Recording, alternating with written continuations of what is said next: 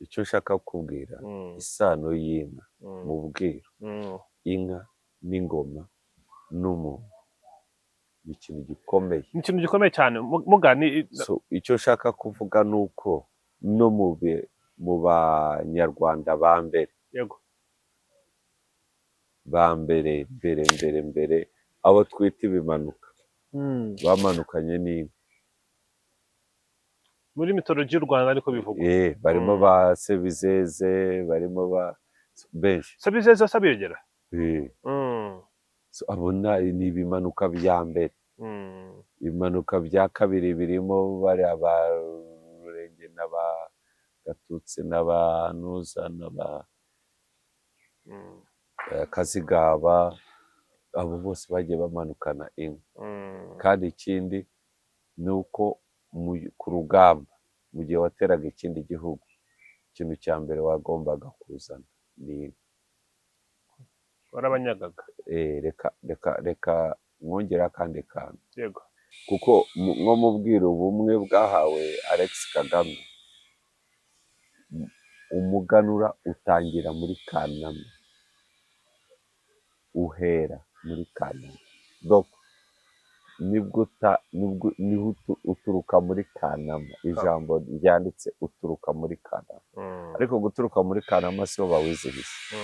Oya, Kanama ni ukwezi k'umunani, ntabwo ariho bawizihiza itariki ya mbere cyangwa ya kabiri, nibwo batangira gutera.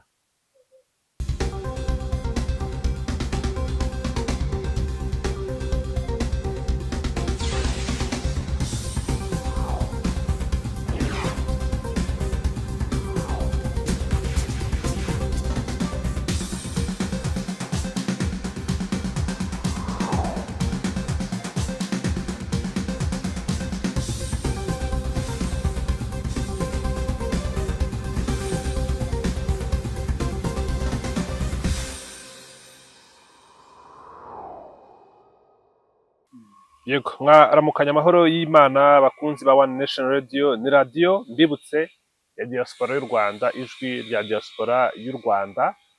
Baratwihanganira rwose, hari imirimo turi gukora twagura studio yacu kugira ngo tujye dukorera ahantu harambuye. Nimwumva Ponseze muze kubyihanganira. Turi kumwe na Bob Mugabe. Bob, tuguhaye ikaze. Murakoze. Uyu ni umunsi ukomeye cyane, tariki 2 z'ukwezi kwa munani mu Rwanda, turi kwizihiza umuganura. Kwizihiza umuganura? Umunsi ukomeye cyane. Kuki? Ku muco nyarwanda. Oya. Urakomeye, ariko urumva umuganura ntabwo nitujya tugarura ibintu umuco wacu tujye tubizana uko byakabaye. Urumva nk'abaseta inzu uyu munsi w'umuganura bakoze ikosa rikomeye cyane, kuko nko mu bwiru bumwe bwahawe Alex Kagame, umuganura utangira muri Kanama, uhera muri Kanama, niho uturuka muri Kanama. Ijambo ryanditse uturuka muri Kanama, ariko guturuka muri Kanama siho bawizihiza. Oya, Kanama ni ukwezi k'umunani, ntabwo ariho bawizihiza itariki ya mbere cyangwa ya kabiri, nibwo batangira gutera. Ibyo bakita igihembwe cy'ihinga. Ibyo bazarya next year. Kandi ibyo nabyo ntabwo byabaga ari ibintu bisanzwe, byabaga ari ibintu byubashywe cyane, kuko abantu babanzaga gutera iby'umuganura babaga ari abiru bo kwa Musana. Yego. Bo kwa Myaka barazaga bagafata amasuka ibwami. Uwo muhango wari umuhango w'ubwiru, bagakora imigenzo, barangiza bagahinga. Yego. Igihugu cyose kigakurikiza ibyo, bagategura umuganura kugeza igihe uzerere, noneho bakawurya. hano igihe baterera niho icyo gihe barimo kwizihiriza kundi. ubundi wizihiza umuganura wishimira umusaruro wagezeho, ntabwo ari ugutangira buriya umuganura variyuzi zimwe zirimo umuganura byari ibintu biri holi. urabona biriya byamuvuga ngo ni ibintu bitagatifu, ukwezi gutagatifu, ngo abatagatifu runaka. mu mico yacu ibintu byinshi byari bifite icyo bivuze spiritually, bishingiye mu kwera kw'imyemerere y'abanyarwanda n'umurage w'u Rwanda. ibyo bintu rero ni ibintu bikomeye cyane, ibintu bikomeye cyane. umunsi kugarura umunsi w'umuganura ni ibintu byiza, ariko bariho baragarura ibirori, bawugarure muri context yawe. aho bo bagaruye ibirori, ariko bisa nkaho ababigaruye basomye nabi without clear interpretation, noneho bagarura nkaho ari a day of harvest. Okay, can you harvest mu kwa munani? ariko hari ibintu biba biri gusarurwa mu kwa munani nk'amasaka, kuko urebye igihembwe cy'ihinga mu Rwanda gitangira imvura yatangiye kugwa. Nyihanganira gato, imvura itangira kugwa mu kwezi kwa munani kuri kurangira no mu ntangiriro z'ukwa cyenda, nibwo igihembwe cy'ihinga kiba gitangiye. Kuri ubu ngubu rero hari ibyahinzwe muri ibyo bihembwe uvuga bishingiye kuri seasons dufite ubu cyane. Yego, seasons dufite ubu ngubu zimwe ziragenda zihinduka kubera climate change, kubera imihindukire y'ikirere. Yego, so rimwe na rimwe kubizana literaruma, utabishoboye kubizana mu buryo muri figurative, uba utakaje umwimerere mu kintu. ndemeranya nawe.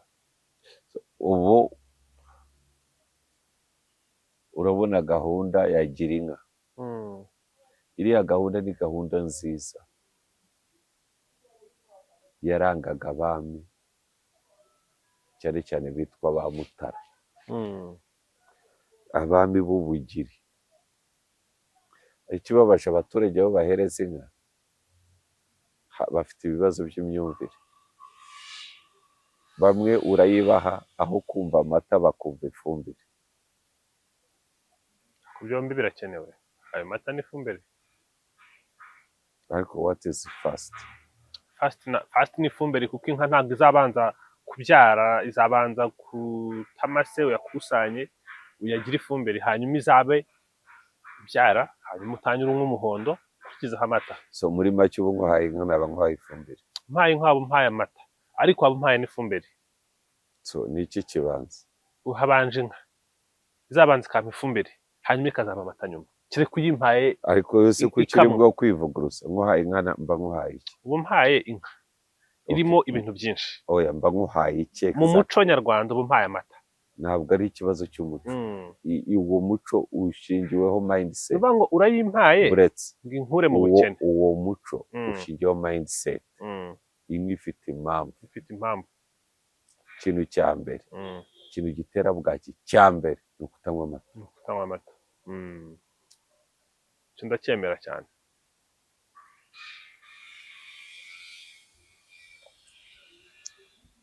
ushobora guhinga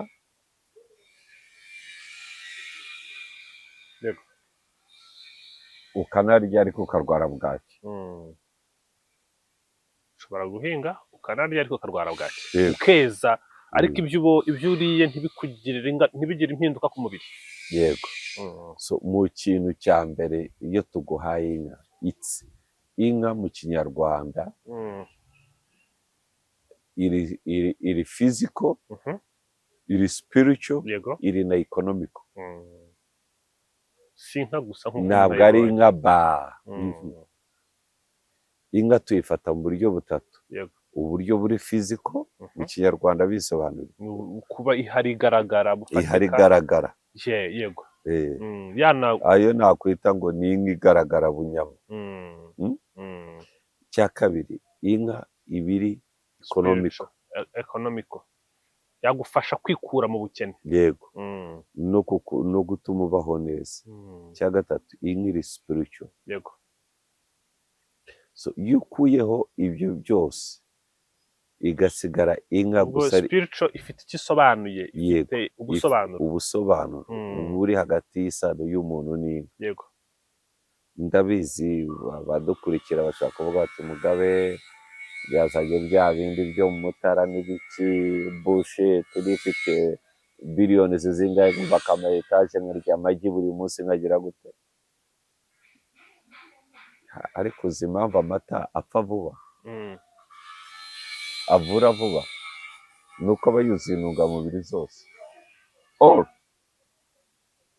So iyo tuguhaye inka tuba tuzi icyo tuguhaye. rakarura abanyarwanda bafashijwe no kuba barabonye inka, yaba iyo ekonomi wavugaga, yaba no kuba fiziki ihari bayibona, ndetse na wa muco kuvuga ati nta mutunzi utagira inka ntibibaho. Yego, ariko kuvuga ngo nta muntu, nta munyarwanda utagira inka, nanjye sinzi ko hari abanyarwanda baba batagira inka kugeza mbibonye. Ariko abantu bamwe bagiye basenya igisobanuro cy'inka mu bantu, basigara bayibonamo amase n'inyama n'iyo n'inuza n'ayo mata.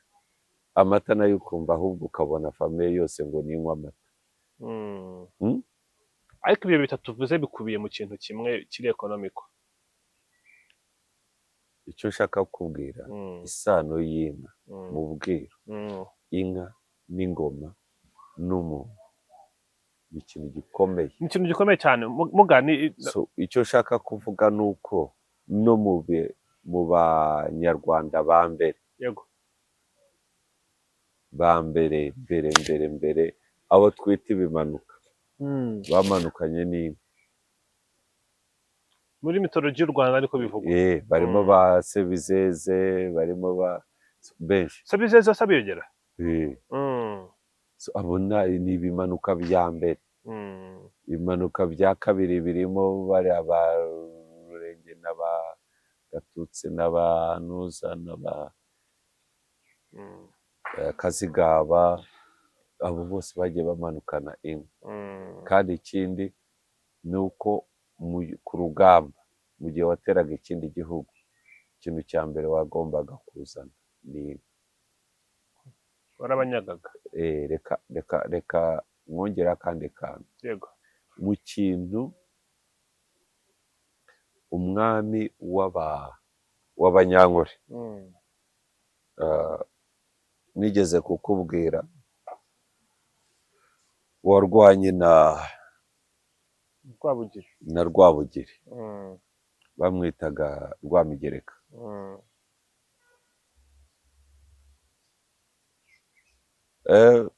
Mu byo bapfuye bazavuga ubushuti bwabo gatoya. Icyabahuje, Rwamigereka yamuhaye ihema, bwari ubwa mbere habaye ihema mu Rwanda. Ihema ya shitingi? Ihema ariko rya rindi bararamo. Nyine ndi kuvuga ifite outing ya shitingi ku buryo atari bya bindi byabagamo kera. Hari rya rindi babamo. It's a mobile house. Okay, kubwo ubwo niriri mushaka kumenya nimba biri tradition cyangwa biri modern. Ari muri bya bindi by'abazungu bazanye muri ya myaka. Okay. So amwoherereza n'abagaragu baza kwigisha abanyarwanda b'ibwami uburyo baritera.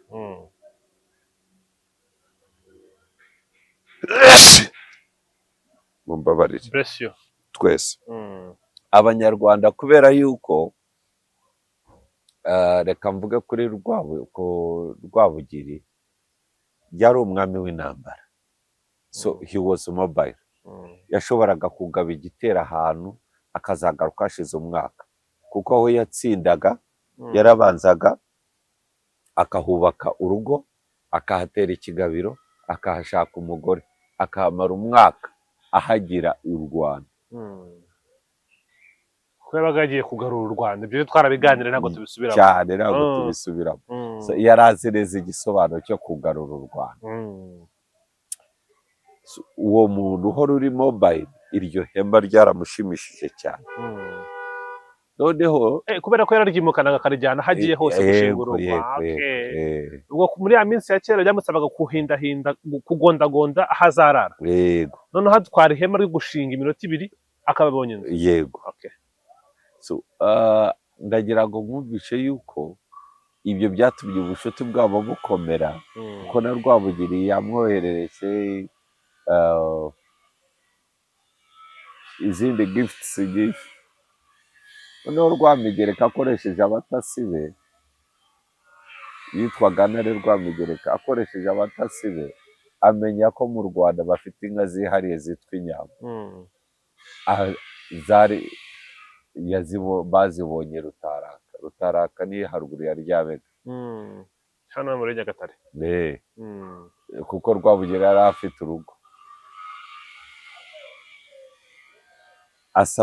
Atuma kuri Rwabugiri ngo amuhereze ku nyambo. Rwabugiri kubera ko akenshi niba ari ukuba bize n'iki, Rwabugiri arabyemera. Abyemeye byari ikosa kwemera gutanga inyambo kwemera gutanga inyambo, ariko yarabyumvise. Wari umwihariko w'u Rwanda gusa. Yarabyumvise kuko abiru baramubwira bati ntabwo bibaho, ati narazitanze narazimwemereye, nibibaho ushaka ibindi umuha. Abiru igihe bangaga, kuki bari batsimbaraye cyane ku nyambo? nuko inyambo zaturukaga mu nka zimwe z'ibimanuka bamanukanye. Yego. Ni nacyo kizana igisobanuro cy'inka mu Rwanda, kandi ari wo mwihariko w'u Rwanda. U Rwanda rwo rwari ruzifite. Icyo ushaka kuvuga ni uko azimwimye, Rwamigereka ahamagara umutware w'ingabo witwaga Igumiri, aramubwira ko bagomba kugaba igitero. Rwamigereka yumvisha ameze nk'ugambaniwe, ukuntu yatanze ihema we ntahabwa inyambo. kandi yari yazemerewe. Ubundi mu bucuruzi bw'iki gihe, iyo umbwiye ko ushaka kugura imodoka yanjye, kwanza iyo mvuze ko nshaka kugurisha imodoka yanjye ukambwa ko ukeneye kuyigura, ngakubwira igiciro cyangwa se ngakubwira ko nemeye kuyiguhera ubuntu, ukibona naho yaba ari SMS cyangwa iyo email, ikintu kiba cyabaye icyawe. Rwamigereka ahubwo mbere y'uko bagaba igitero, kuko Rwabugiri ntiyari ahari, yari yaragiye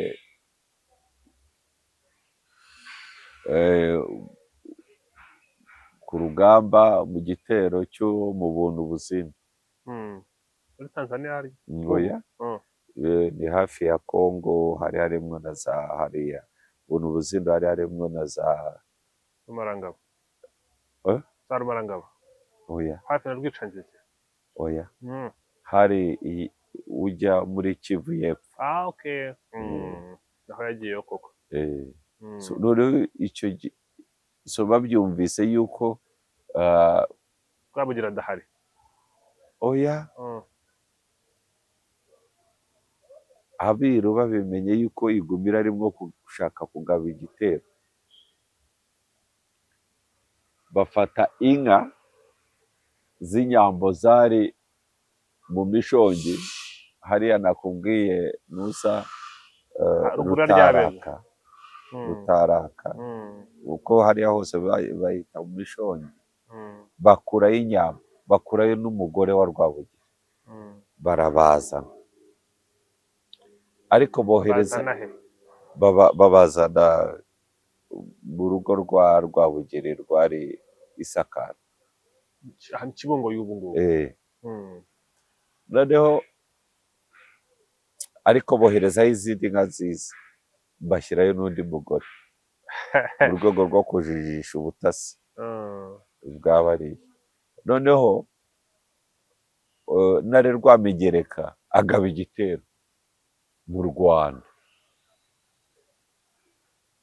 arakubita, ingabo yahasanze n'ingabo nkeya, aratwika n'amazu arayatwika ku manywa, n'urugo rwa Rwabugiri ararutwika, atwara n'uwo mugore, azi ngo atwaye umugore wa Rwabugiri. atwara n'izo nka.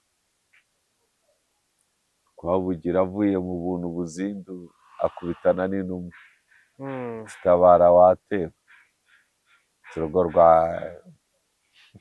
rwo Mishonge rwatwitswe, inka zanyatswe. Ntiyanaruhutse. Yaraje arara mu Kigali, ariko hari igisobanuro cyo kurara mu Kigali cyangwa nuko ariho hari hafi? yari afite urugo, yari afite urugo kuko n'ubundi bajyaga bahakorera inuzi, bajyaga bahakorera umuganura cyane cyane, hamwe n'ibindi bigenzi irimo gusangira intango y'ubumwe cyane. So araharara, aharaye yahageze nka kumanywa, nko mu gicamunsi, araruhuka, asiga abwiye abagaragu, abwiye abantu bamwe, baravuga ati nijoro muhamagaze igitaramo cy'imihigo.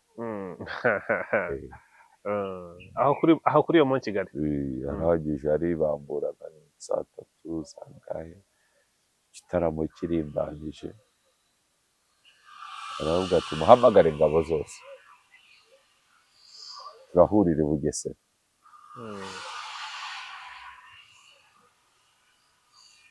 Bagiye kuzibwira, buri buke bari buzibwire, arongera yisubira aravuga ngo bahurire Isakara, mu rugo rwe rundi. Ariko Isakara abanza ari rugari rukuru. Isakara ni ahantu hakomeye cyane mu bwiru, hakomeye cyane. Aragenda, agezeyo abwira n'abareba ati mu gitondo turajya Isakara. Umwami w'inteko, ingoma ziravuga, aribambura, baramuheka, ajya Isakara. Ageze Isakara, aho kugira ngo aruhuke nk'abandi, ahamagara abagaragu be, afata imbwa n'iki, ajya guhiga. Aragenda mu gicamunsi, ingabo zari zaje, araza arazivugisha, aravuga ati rero nimuhige, muhige.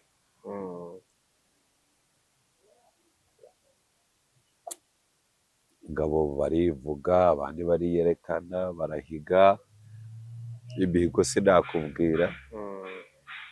Aravuga ati mwitegurire urugamba, ati umuhigo ukurikiraho ntabwo bera Isakara, ati tugiye mu Mishonge, ati turongera duhigire. Ubwo se muri iyo Mishongi abaturutse Bunyoro bamaze kuhatera abaturutse muri Ankore, abaturutse muri Ankore bamaze kuhatera bakahatwika, barahagumye haba teritori yabo cyangwa barongeye barigendera? Bo baraje baranyaga umugore n'inga, baraje baragenda. Yego, hashira igihe, ariko wa mugore bajyanye Rwamigereka akajya yivuga ko mwagiye muvuga yuko Rwabugira akaze cyane, ari umurwanyi wa hatari, se ko namujyanye umugore, nakende namujyanye. Umuntu w'umugabo batwara umugore bagatwara inka, akaguma yicaye, umugore atari cyo. Umugabo nyakubyara, ibintu uvuga ushatse wacisha make. Ati warebye Rwabugira adahari, atari ko ndaza arabwo umukino. Hari harahungiye undi munyarwanda, yarahungiye kuri Rwamigereka, urumva yaritwaga Kinyamakara, agira ngo gutya. Yamubwira ati rero jyewe naje hano munsi Rwabugira, ariko Rwabugira witereye. Umunyarwanda amuvunguriyeho ku makuru make y'ubutasi, bajyaga bamubwira, kavuga ati Rwabugira ngukorereshe naza ubwami bwawe burarangira. Noneho uwo mugabo akajya avuga ati ushatse wahungisha umugore n'abana. Kuko hano hagiye kubisibanira ati imirwano. Rwabugiri ndaza ntabwo umukira. Yego. Kagakomeza kuko urumva ingabo zari ziyobowe n'uwo mugabo witwa Igumire. Hari harimo imitwe itatu y'ingabo zari zifite imbunda zigishijwe n'abazungu. Imbunda iturika? Imbunda izi z'urusasu rumwe. Za rubaho. Za rubaho na powder. Saa zindi abagande bazita rinda nkongere ngo ongera uhagarare ngo negereza ngo nkongere irindi sasu. Rinda nkongere. Bari bafite imbunda, afite imitwe izi kumasha. Ariko ntaguciye mu ryo uvuga geographical ubu ngubu aho hantu ni ubu. Aho uri kuvuga bari muri Ankore aho ngaho ni hano za Mbarara ni za Kabare ni oya ni Mbarara za Gashari. Okay. Yego.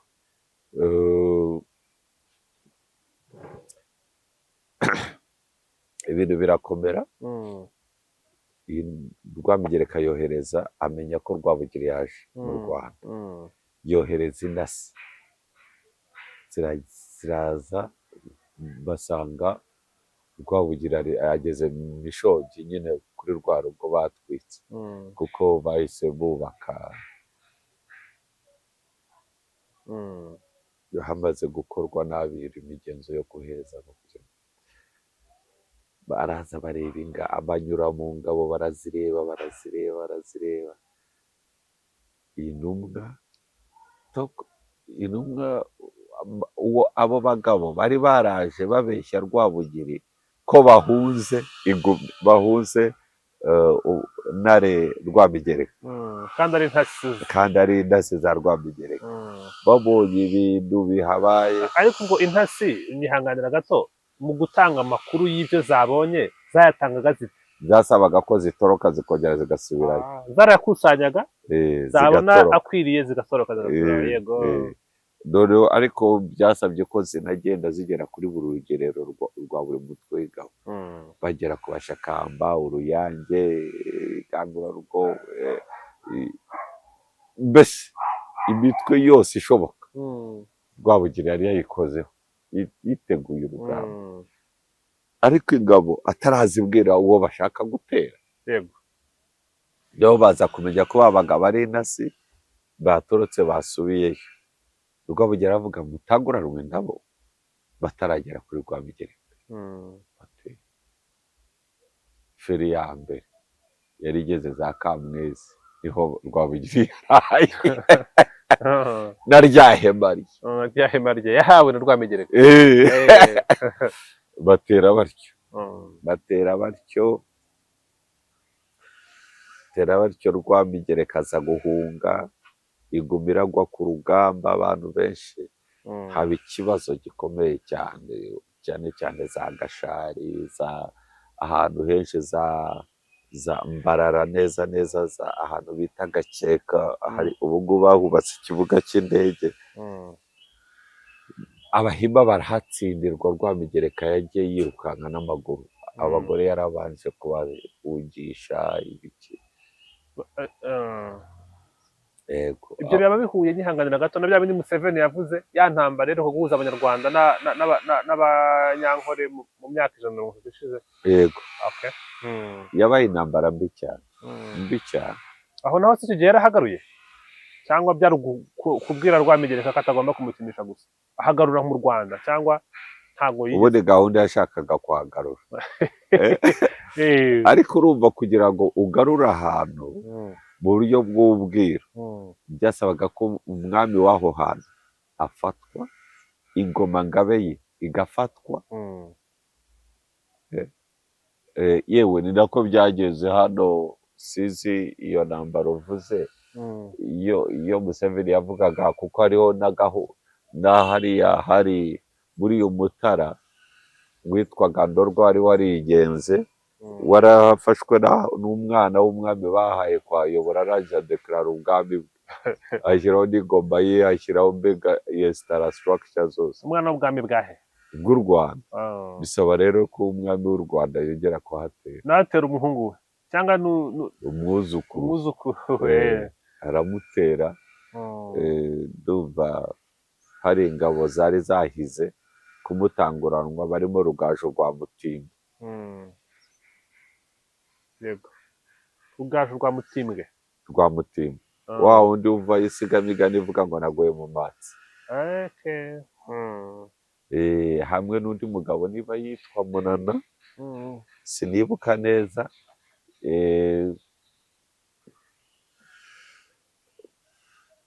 Batangura kubera ko Rugaju rwa Mutimbo ari Rugaju yari umutoni bwami kandi ayoboye ingabo zikomeye cyane. Undi uwo bahize afite ingabo zoroshye ariko nazo zikomeye ariko zoroshye.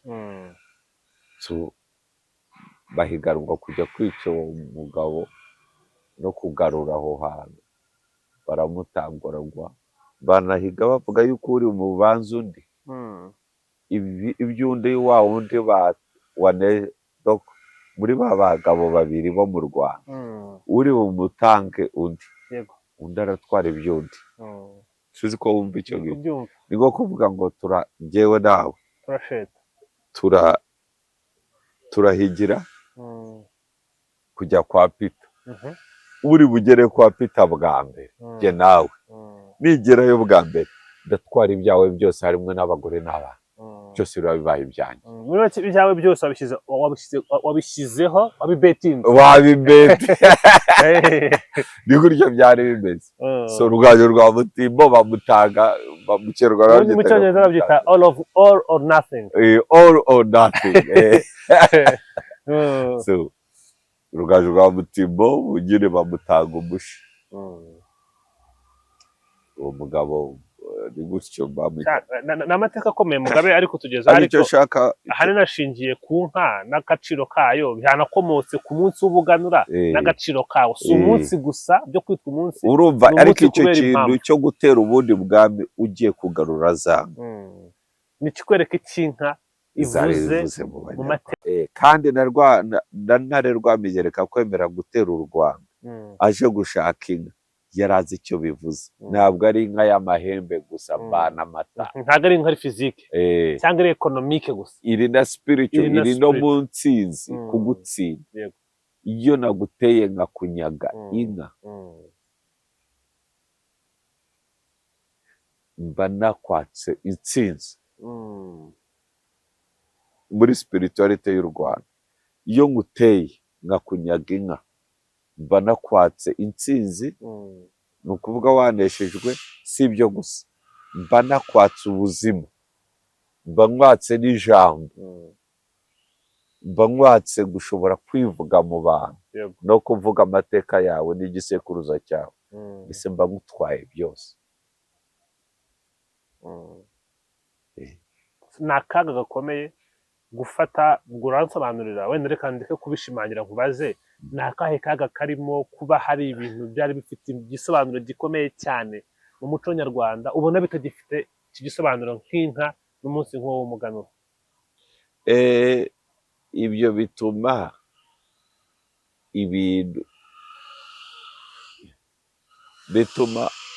values zacu, urazumva, indangagaciro zacu n'imyemerere yacu icika intege. Byari kwizihiza umunsi ufite icyo uvuze spiritually, tugasigara tubigize ibirori, ikaba event. Icyo gihe tuba tubaye superficial. Igihugu cyatakaje umuco wacu kirazima. Ahubwo katagira umuco karacika cyane. So gutakaza indangagaciro za Kinyarwanda nyinshi zaragiye, ni ikibazo gikomeye cyane kigomba gushishikaza abacurabwenge bo muri FPR Inkotanyi. Niba tugaruye Gacaca tuyigarure ukwiri, kandi Gacaca yaradukoreye. So ni ukuvuga yagarutse ukwiri se cyangwa hari ibyo bongeyemo biri modern ariko bakagendera kuri idea wenda ya kera?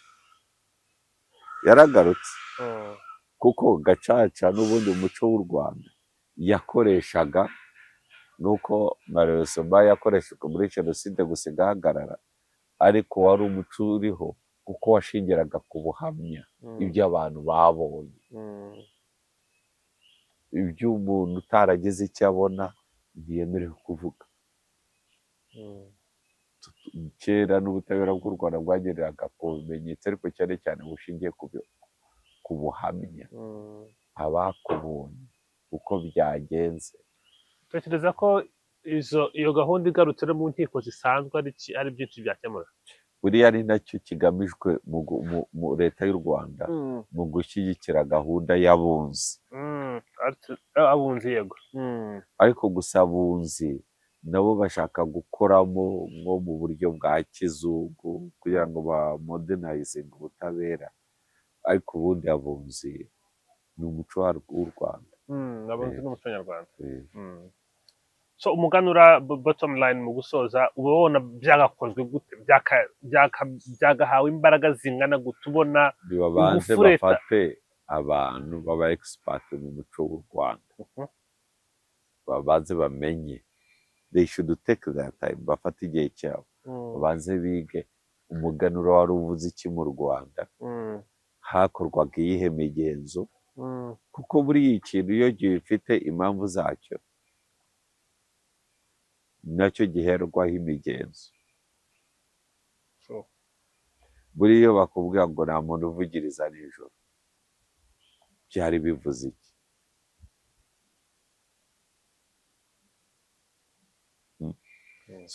Ikintu mu Rwanda, za kirazira n'ibyemewe mu Rwanda byose bifite impamvu.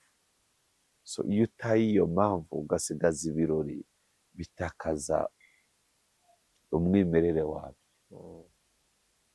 Niba tuvuga kuzana umuco, tubanze dufate abantu babanze babyige, bavuge bati umuganura uvuze iki.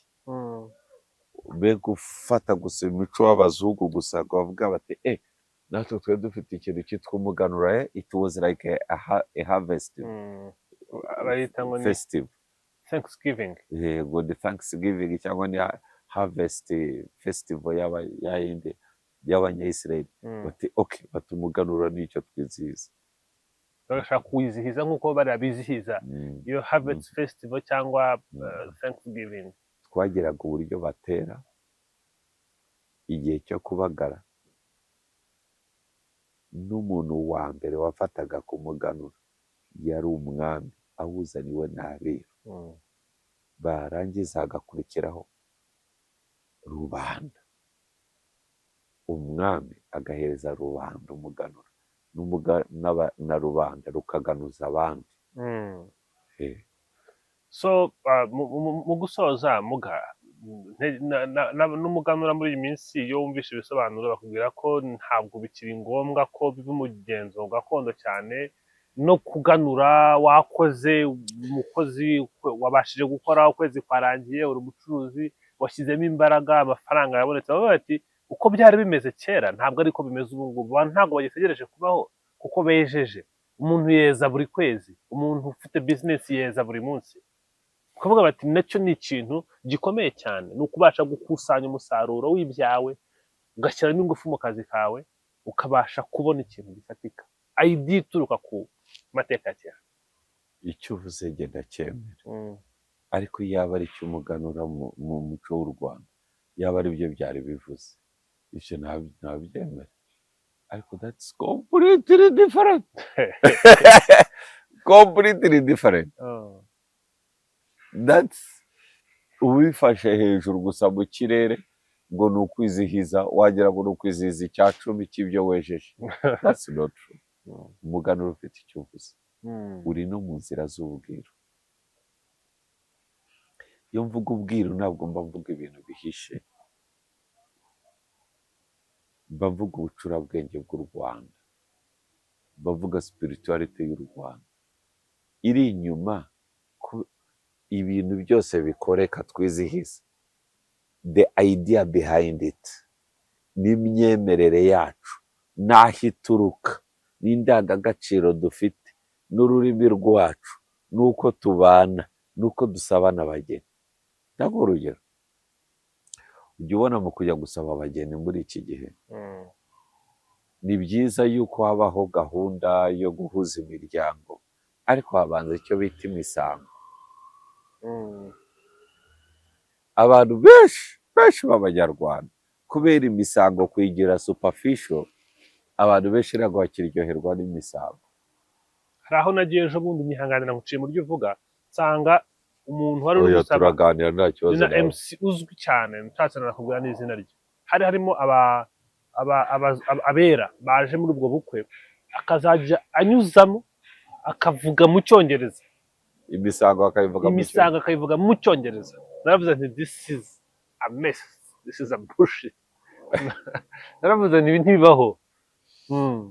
Urumva abantu bashaka ko twivanga n'indi mico barashaka biratuma dutakaza umwimerere, ko dutakaza umwimerere.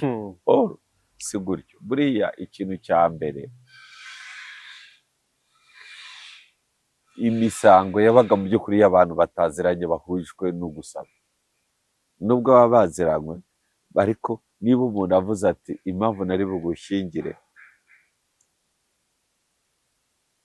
inka zanjye zaje ko wazibujije kunywa, nuko icyo kintu kiba cyarabaye. zarashotse zije ku ibumbiro ryawe urazikumira, nuko icyo kintu kiba cyarabaye. Kandi icyo kintu iyo cyabaga mu muco w'u Rwanda yabaga ari impamvu ikomeye ituma jye nawe ntashobora kugushyingira, n'ugukomokaho ntashobora kumugirira neza kuko nanjye wangiriye nabi, kubera icyo inka zihagarariye mu muco nyarwanda. Naho wabaga umeze ute, naho inka zashoka mbere y'izawe wowe nyiri icyo kibumbiro, barabanza gukazuhira zigakuka, warangiza ukuhira izawe, amazi yaba make nawe ugashakisha ahandi amazi, hanyuma zakuka ukagenda ukabonana na nyiri izo nka. Byagenze bite? twashoye mu kibumbiro cyanjye. Byagenze bite? Habaye iki? Ariko ntuzikumira nta muntu uzi nka kunywa. Yego, muri iyi minsi nta miziro myinshi igihari. So iyo bavugaga mu misango ngo singushyingira ko mwadukoreye ibi, wansize ku nzira ndwaye, wanze kuncumbikira, masenge yabagezeho arushye, mwanga kumucumbikira, byabaga ari ibintu byabaye by'ukuri. cyangwa mwene wanyu abenze umukobwa wacu. Yego. Cyangwa tukaba twarakoye twaragize dute, mwaratwemereye umugeni ku munota wa nyuma mukisubiraho. Icyo ni ikibazo gikomeye. Ibyo bibazo byose mwabikemuriraga mu kinyarwanda kinonosoye cy'imisango. Ubu ngubu basigaye bafite imisango irimo ibintu barega imiryango bitabaye, bisa nka just ngo kuryoshya ikiganiro. ariko wenda si kubedefanda, umwana wavukiye Rusizi ashobora gukundana nanjye uva i Kibungo, ugasanga iyo miryango mu mateka nta hantu yahuriye kugira ngo babe bagira ibyo ngibyo bapfa. Ariko niyo mpamvu mu gihe kera byari aho hasi. niyo mpamvu Abdullah bakamwihorera, niyo mpamvu igira neza wahuye n'uw'ineza w'i Rusizi, imiryango itaziranye, niba nakora uburyo, niba bamenyanye uburyo bashoboka yuko imiryango imenyana, icyo gihe no gutandukana biroroshye. icyo mwubakiyeho ntabwo gikomeye, mwubakiye kuri mwe gusa, kandi umuryango ntabwo ari mwe babiri gusa. Yego. Igisobanuro cy'umuryango, icyo twita mariage cyangwa se gushyingiranwa, ntabwo ari ugushyingiranwa gusa kw'abantu babiri, ni ugushyingiranwa kw'imiryango ibiri. Niyo mpamvu so ubukwe ni so kubera ubukwe, nyoko bukwe ni nyoko kubera ubukwe, kandi ugomba kubyemera ko ari nyoko. kwa muganga n'umuryango uragutse, wungutse baramu. Of course. Kandi niyo mpamvu usanga rimwe ufite mu muryango wanyu ufite baramu banyu bakomeye kandi bakora ibikorwa bifatika kurenza na bakuru bawe na barumuna bawe, kubera ko imiryango yabaye imwe. Yanakumva ati ati igira neza ni mwene so ninde mugabo, ati igira neza ni mwene mugabo wa Gashugi. Ati niwe uje arashaka icumbi. Icyo gihe bakakwakira nk'amata y'abashyitsi, mbere y'ibindi byose bakabanza bakakubaza niba unanywa n'iryo tabi bakarigutekerera, bakagushakira amazi yo koga, ukabanza ukaruhuka, wabyuka nyuma y'amasaha 2 bagasanga niba bakubagiye bakakugirira neza cyane, atari kubera wowe, kubera mugabo cyangwa Gashugi. Naho ubu ngubu urakubitana igira neza agakubitana na Mugabe bahuriye i Kigali, ntabwo bazi ngo igira neza ni muhungu wa mugabo wa Gashugi. Ni ubu ubwoko muzi bw'Abanyarwanda, bw'Abahutu n'Abatutsi. Wowe uri bwoko ki? Ndi Umuzigaba. Wowe uri Umuzigaba cyane. Buriya nijya mvuga ubwami bw'Urweya, nubwo ari ubwami bw'Abazigaba. Hari wacu. Kandi Abazigaba bari bakomeye. So urugero muri Abazigaba, by the way, mu bimanuka bya kabiri harimo n'Akazigaba.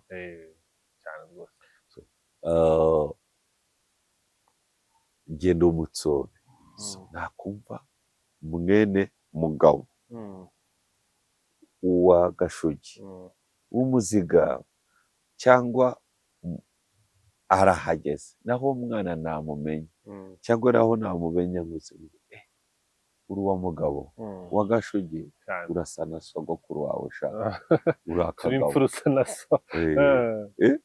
Ikiganiro kigaheraho. Yego. Sibyo?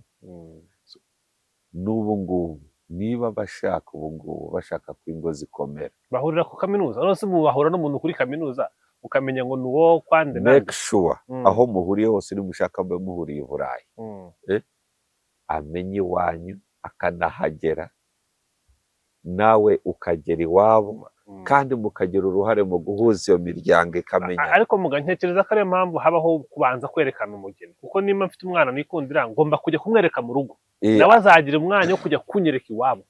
Ariko kumwereka ni byiza, ariko ibyo byo kumwerekana agenda nk'umutuwarisiti, nicyo kibazo gihari. Ari wowe musore ujya kwa basobukwe, abantu bashobora kuzaba basobukwe nk'umutuwarisiti kugira ngo barebe ese sha ni umusore mwiza, ukora iki, aje mu ihe modoka, aje mu ihe modoka. Ariko ntabwo ari ikibazo cyo kugira ngo muri uko kwerekanwa mu mpande zombi bihuza imiryango, uburyo izajya gusabana hari abantu baziranye. Ariko muri iyo minsi investigation irakorwa. Muri iyo minsi iyo umaze kwerekana umwana w'umukobwa, nacyo kibazo bihita biba investigation kugira ngo umenye neza.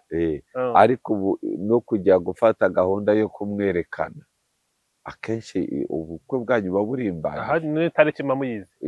Urumva ibyo bintu biba bigifite igaruriro. Iyo investigation isi bimaze nuko byakira gusa, nukwakira ibyakubayeho. Ariko mba muri iyi minsi hari, ariko ikibazo jewe point yanjye wayimisinze complete, gushyiraho effort zo guhuza imiryango yombi. Kwa kwerekanwa nibibe kureba no kureba imodoka ajemo n'umusore akora iki, abe muhungu wande, ni bantu ki, umuco wabo n'uwuhe, habeho n'abantu bava kwa sobukwe bashobore gusura umuryango wawe, nawe habeho abantu bava mu wawe, uburyo nitujya gusaba tuba turi abantu turimo dusaba baziranye.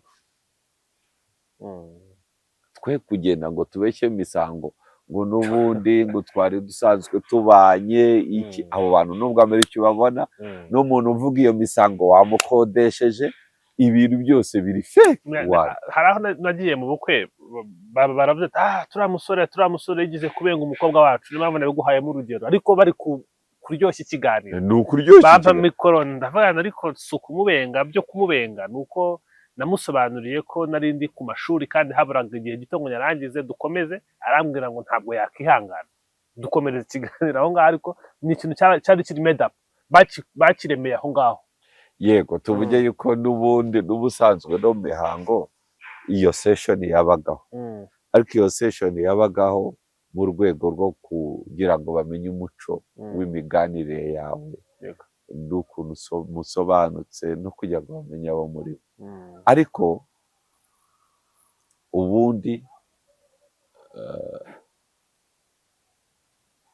mu kinyarwanda basuzumaga imivugire yawe y'ikinyarwanda n'uburyo wumva ubuvanganzo nyarwanda byaboroheraga kumenya umuco wawe n'uko mutekereza iwanyu.